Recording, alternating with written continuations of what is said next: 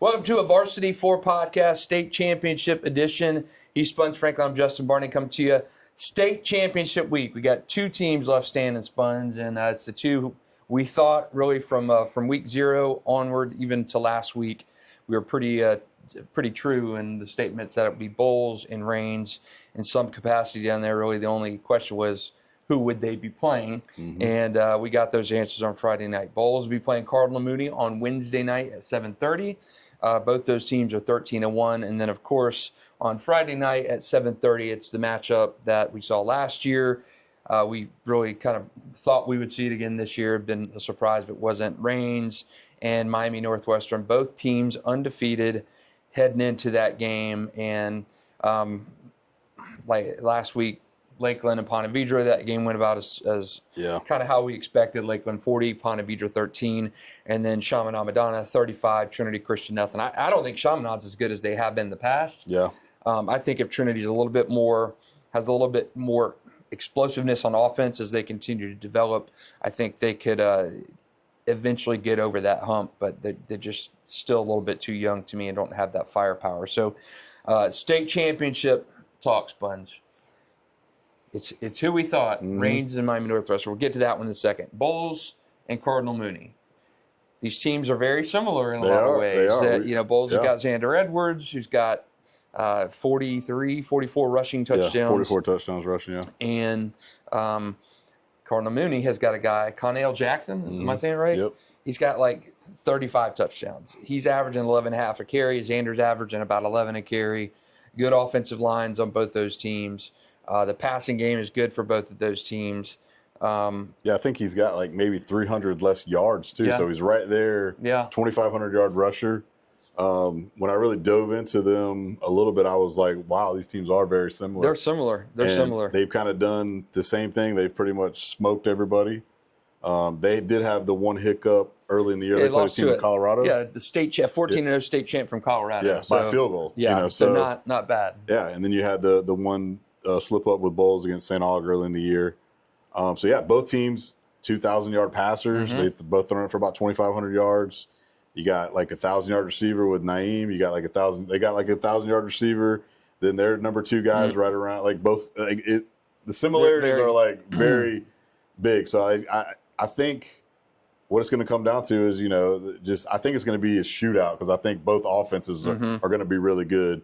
And the question is, we kind of questioned Bolles earlier in the year when they were kind of getting in those shootout type of games is, okay, they can outscore you, but this defense needs to come along. Yeah. And they definitely did as the season went on, but they're definitely going to get challenged. They are, and I was at that Bolles game for a half last week against Gibbons. They absolutely slapped Gibbons up and down the field, and the last time they saw Gibbons, of course, was a 2020 state championship game, and Gibbons slapped them around 34-21, so Asher Giddo is a freak. Yeah. My goodness, that guy was. He's got to take over like defensively and wreck.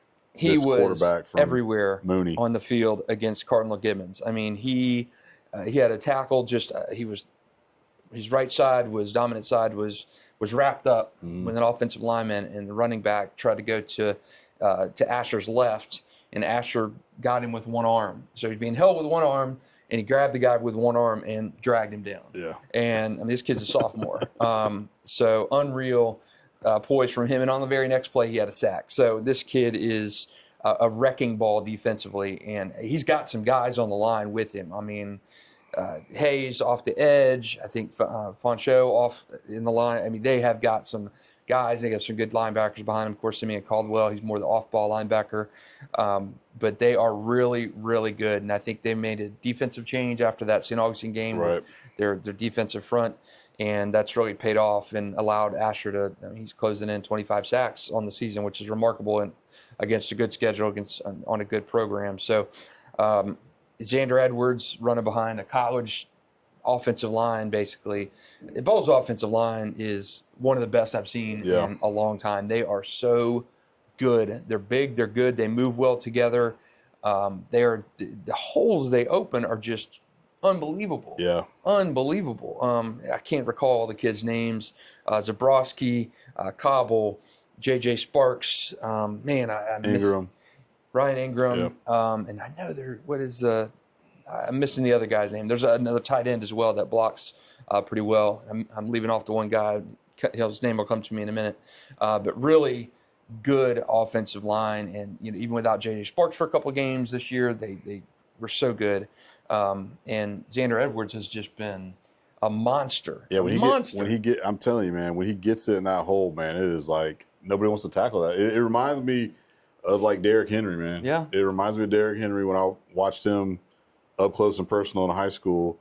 Now he's not as big, but it's pretty close. Yeah, he's a big boy. But when you get that locomotive running like that, defensive backs, guys in that second and third level, they don't want to tackle that junk. Yeah, he's going, and he's a force. So I want to see. I need to go back and watch this Jackson kid from Cardinal Mooney just to see film, and hopefully. Yeah, I'm with you. I think it's the offensive line with Bolles is just unbelievably good, and I'm gonna think about that guy's name in a second. And just watching those guys open the holes, it's just remarkable. Second play of the game last week, it was just bang, bang, bang, open the holes. And really just remarkable. Andrew Smith, Caleb Barnes, Ryan Ingham, Reed Cobble, William Zabrowski, and then, of course, J.J. Sparks there as well. And those guys have just been so fun to watch, the Bolles guys. And yeah, what's the award they give for the college football's offensive line? I can't think of that. They would the get Remington. The Remington, right? Like it's a team. It's like it's not like the best, offensive line player. It's like the team award or whatever. Yeah, they're really, really good. So credit to those guys at Bolles. And I think the addition of Cam Teetsy being able to kind of develop into that guy alongside Naeem Burrows, where they've got two threats there. Yeah, he's been a good addition for sure. He's been really, really good to that passing game as well. So I'm going to head out to Bolles before they leave and chat to some of those guys. Just the excitement. Bolles used to get state championship games every year, and it's been a little bit of a lull. 2020 was the last time they got there. So it's crazy too. That's like a super short week, man. Yeah, I know. You go from a Friday game to a Wednesday game. Yeah, it completely alters how coaches do things because you're hitting midweek practice. And putting your game plans in Monday, Tuesday, Wednesday of the week. So interesting stretch there. So we'll get to predictions in a second. Raines, of course. They walloped Sarasota Booker. I thought that was going to be a closer game than it was. And Raines' defense just, again, choked the life out of them. It was not even a close game. They're up on them 14-0 in blink of an eye. About this Raines team, they are, I said it last week on our football show Friday night, they are united.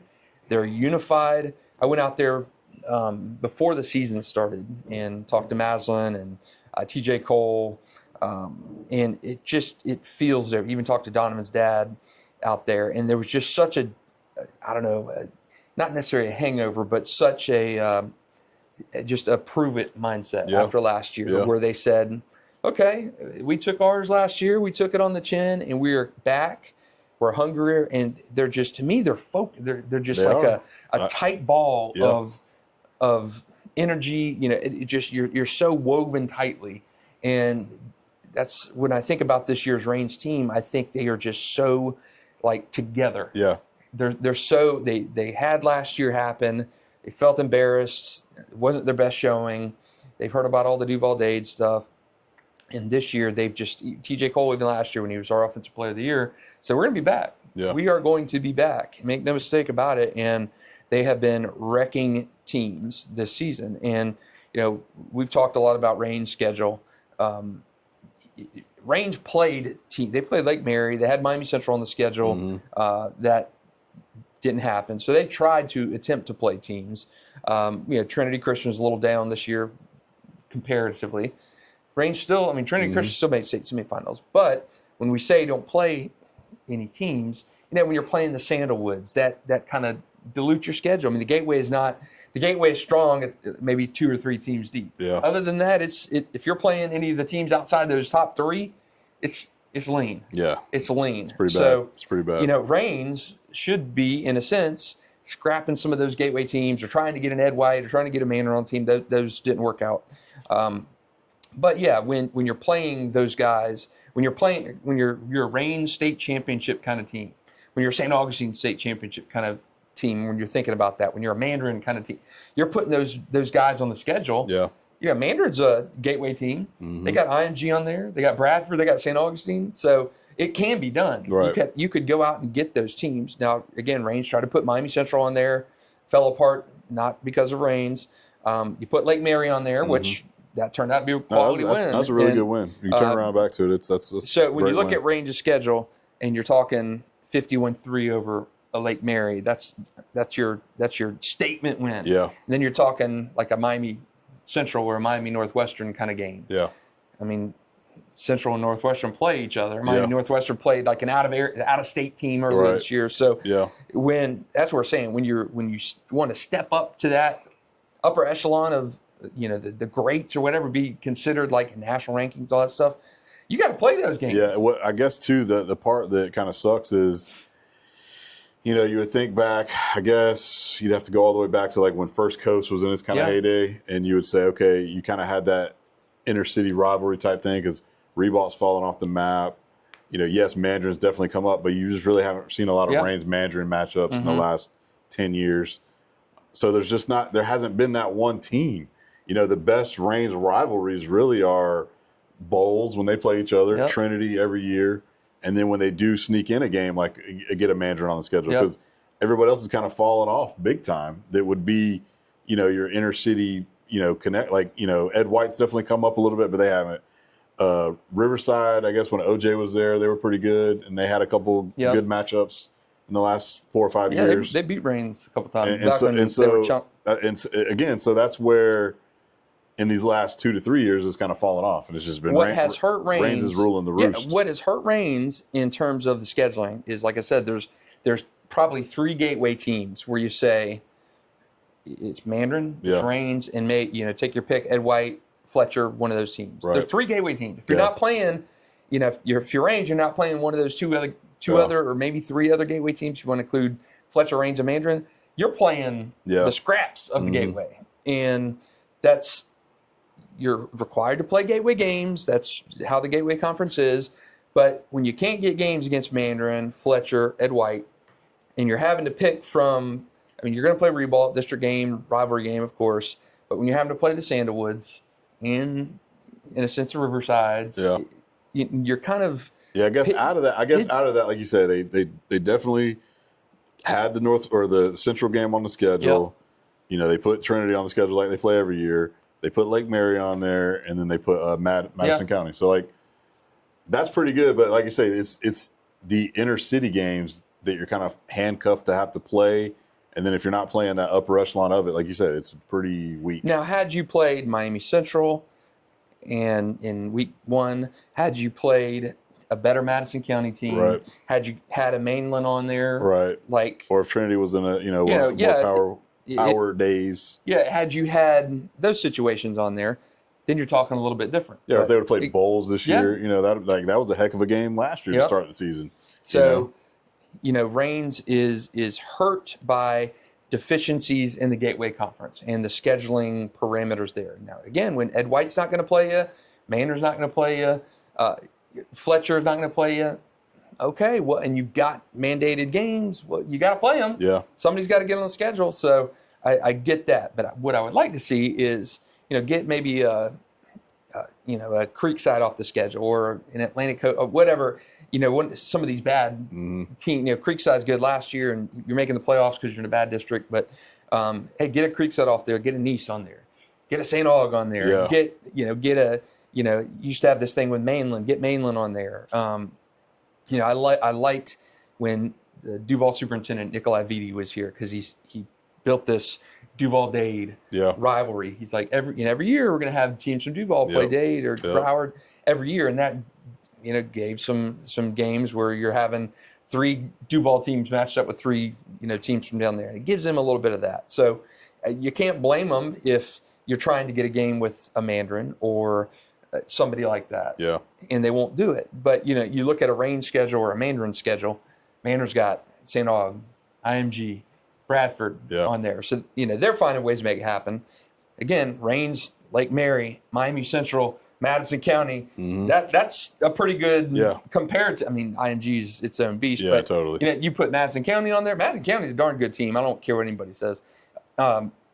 Lake Mary, Final Four team, state championship game, right? Lake Mary was.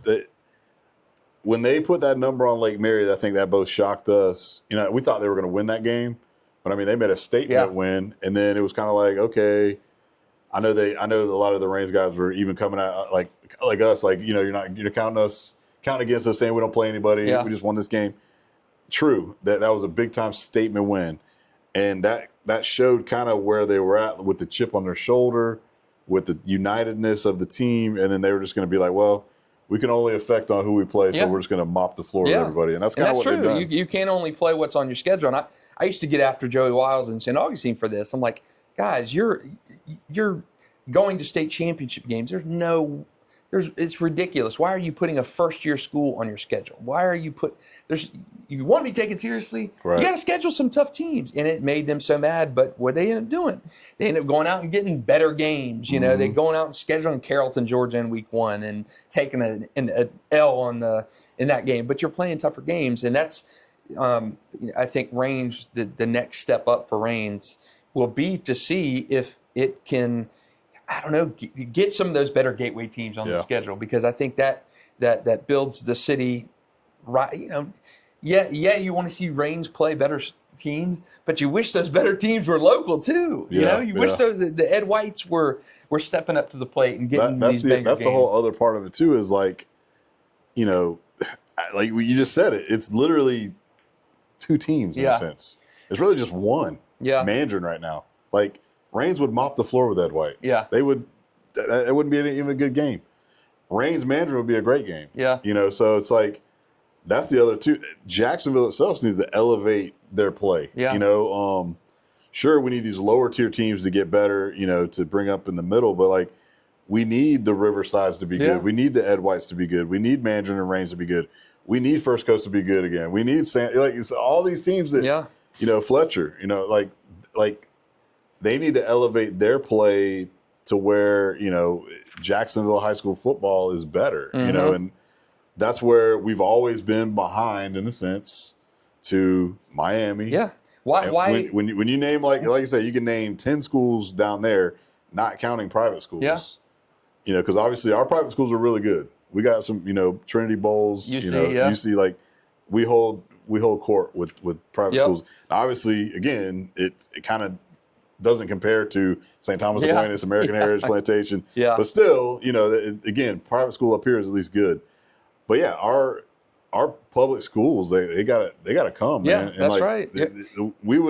Miami would destroy us.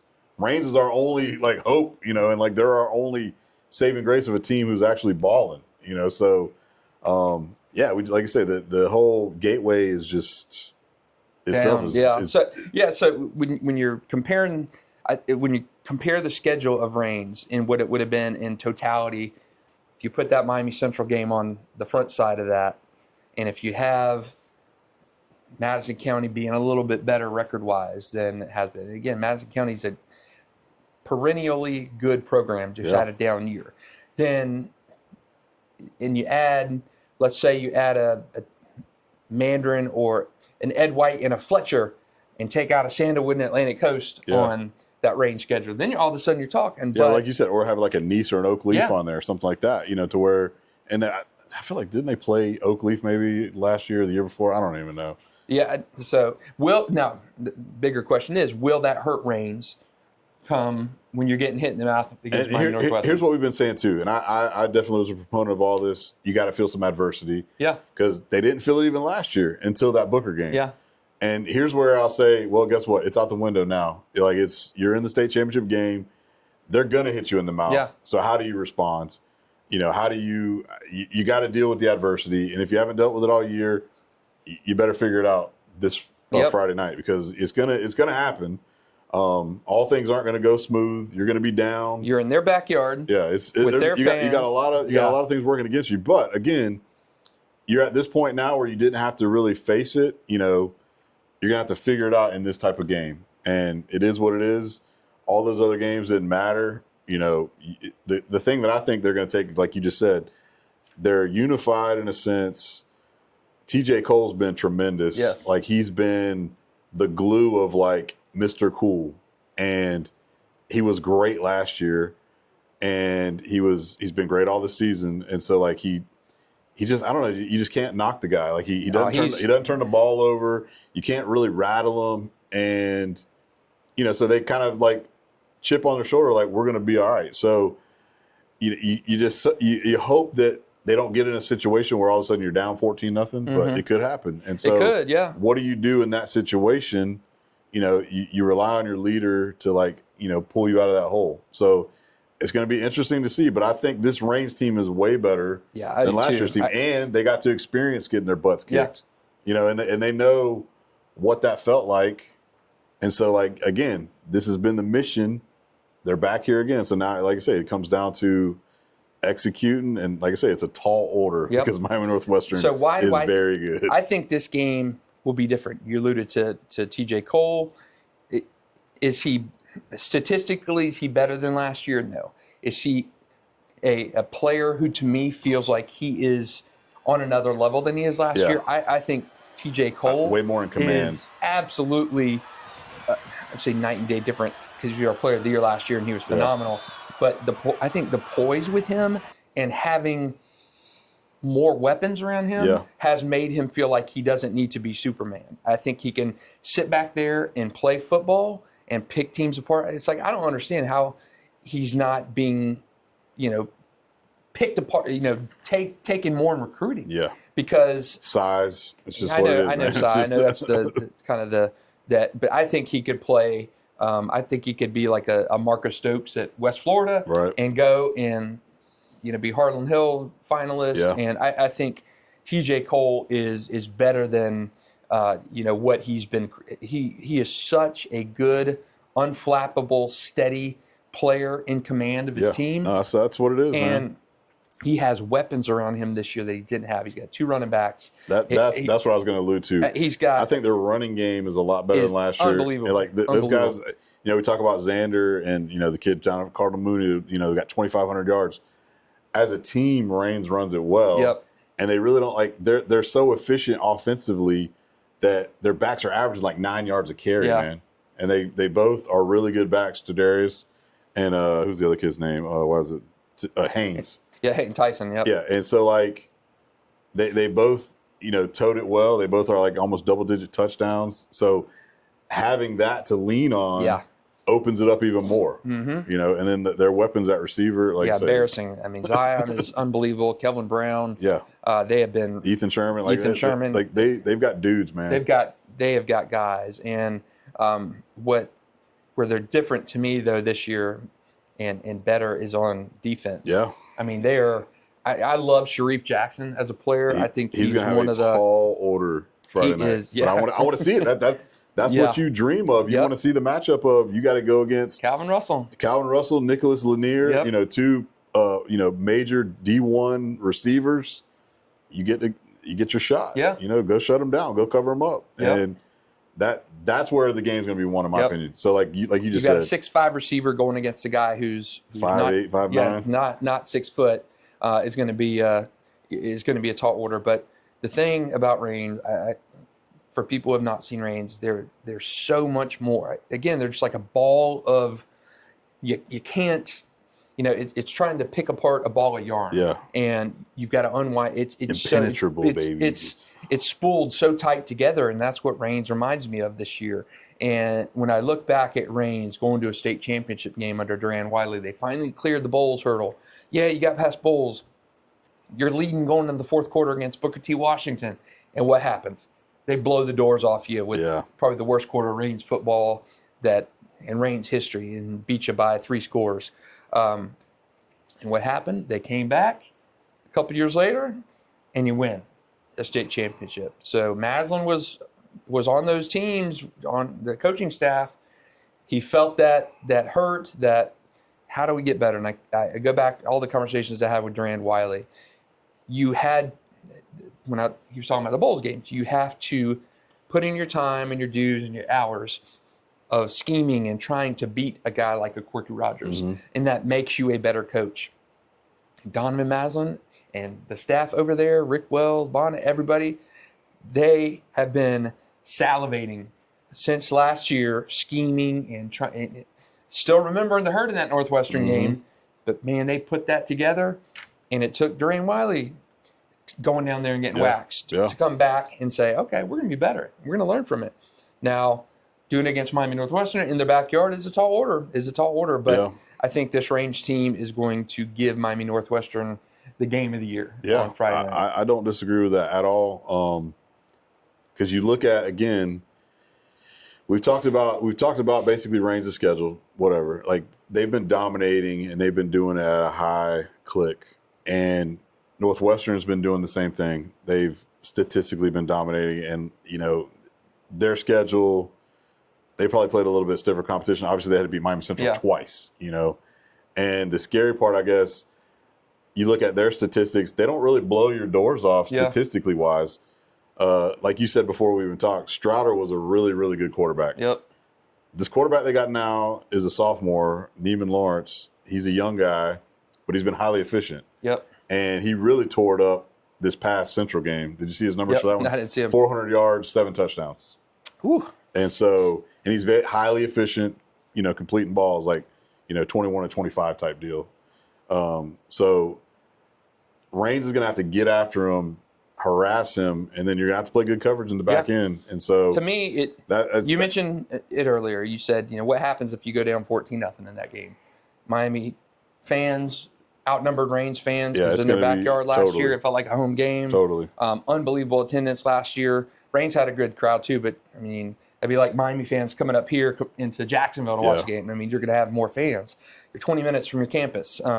So what happens when Raines gets hit in the mouth, and can they respond? And that's where I think that poise of Jatarius Brown, of John Simon's not there, but Troy Butler.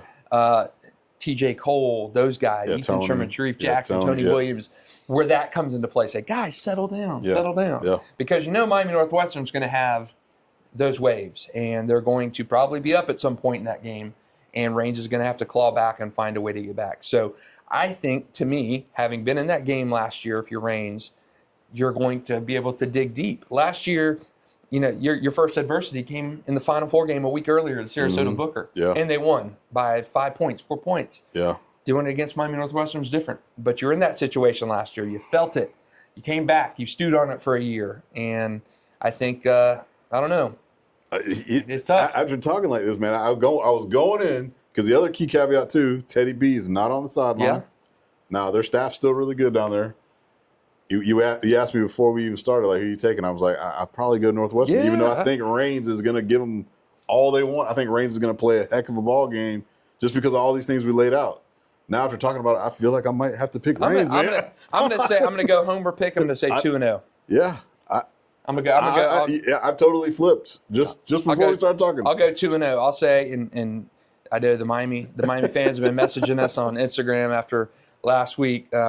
I'm going to say Raines. I picked Raines last year. They got whopped. Yeah. But I'm going to say Raines goes back down and gets it done. I'm going to go the homer pick, 2-0 in Miami this week. Yeah. And we could be 0-2. I'm with you. I'm totally with you. I'm going Raines, baby. Let's go 9-4. Let's go Duval. That's right. So I'm going to tear up. We're going to tear up the Northwestern script, right? We're going to say Raines. We've been talking Northwestern all year. We're going to rip it up right now. We're going to say TJ Cole, let's go, man. Raines Vikings state champions. So 2-0, we're saying. Bolles over Mooney, I don't know. Bolles. Bolles has got a ball game.